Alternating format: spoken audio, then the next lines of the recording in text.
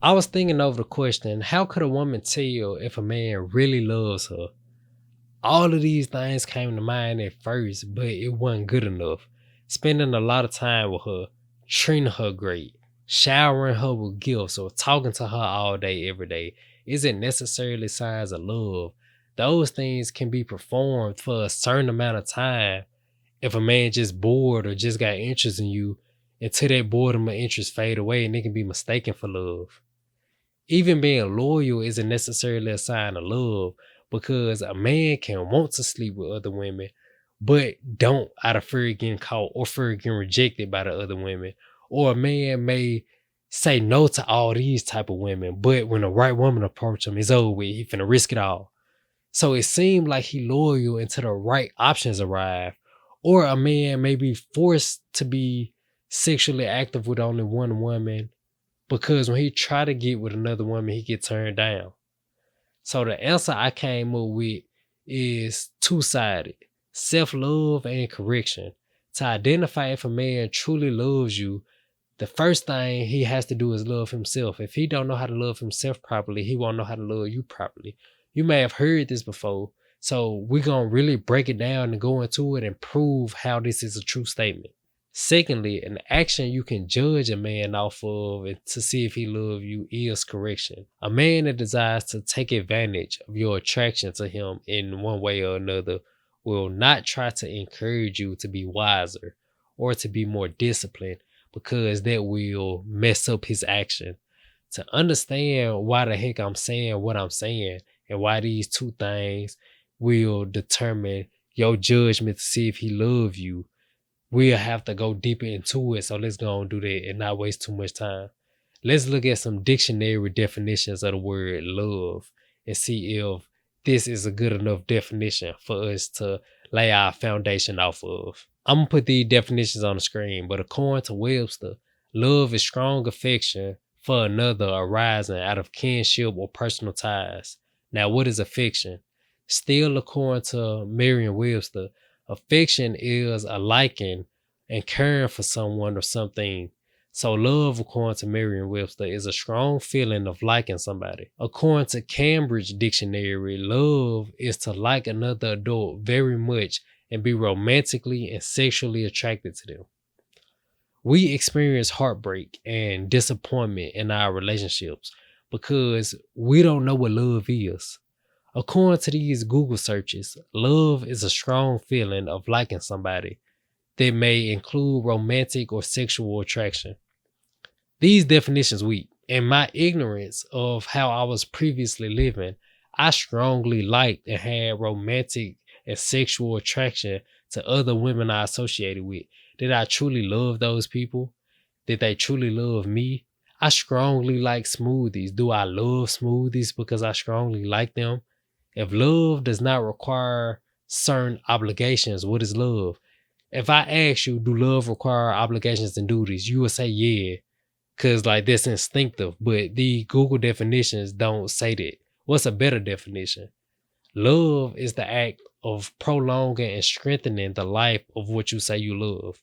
The best definition of love comes from Minister Farrakhan citing the Bible. He said, the love I'm talking about is what the scripture says when they say God is love. When you see the verb to be or is, what is on one side is equal to what is on the other. So when you say God is love, you saying that God is not an abstract emotion because God is not an abstract emotion. As God is force and power and the magnificent creator, planner, designer, evolver, sustainer, maintainer of all that he creates. If that is God on one side, then love is force and power. Love is a creative thing that causes you to think and plan and design and evolve and nurture and maintain and sustain. And love will give you the force to uphold what you say you love and destroy that which is against what you love. This love involves intention, duty, action, knowledge. Now that we know what love is, why is self-love important? If I have detrimental habits, traits, and mindsets that I think like these things fine because I lack knowledge and insight, then I would think it's okay when you do the same thing or different harmful things. Or if I'm doing bad in my life, then as the man who's supposed to be the leader, if I try to correct you when you do bad, you can perceive me as being hypocritical. How he gonna try to tell me this or that when he doing that and this? I have to make it my responsibility to know what love is. And I must hold myself accountable for trying to apply that love to myself. Through going through the process of learning how to love myself, I know how to apply that love to you. And I know how it look like, so I know how to set realistic expectations. For example, I have a beautiful wife and I've been exposed to and practicing a high level of self-love and community love before my wife. So a lot of the stuff I do and still do is new to her. Since I have been practicing this and still practicing it, I know how long it took me to start doing this or that. I know how long it took me to start being consistent or stop doing this. I know how the changes didn't manifest instantly. It was a slow progression that keeps stacking up. Since I know how the process look of self-love, I know how it'll look with her. So I'm able to be patient with her. I didn't beat myself down super hard when I messed up. I was just like, we gotta do better, bro. So I'm not gonna beat her down through the ground when she make a misstep. Do you know why correction will be present if love is present? If I love you, I want to help prolong and strengthen your life. So if you are doing something that I can recognize will bring you pain, stress, or problems, then I would want to offer you correction.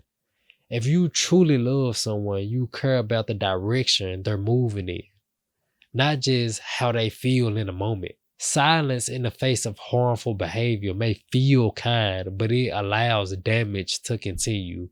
That ain't love. You just being a coward and avoiding the confrontation. So many people to call positive correction being controlling. Although it invokes a negative feeling when we hear the word, the definition of control isn't bad. Some people see control as care. The difference is intention. One vainly seeks dominance, the other seeks longevity.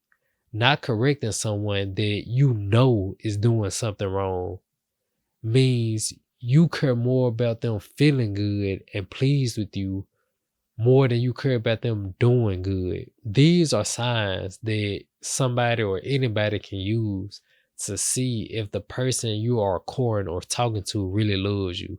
If I miss something, then let me know and I can cover it.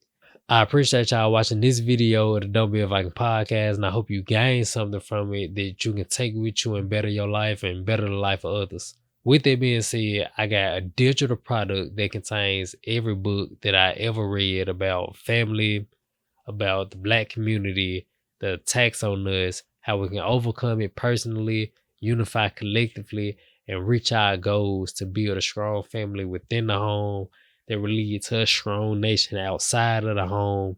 And every new book I read get added to the same digital product, so it's constantly updating.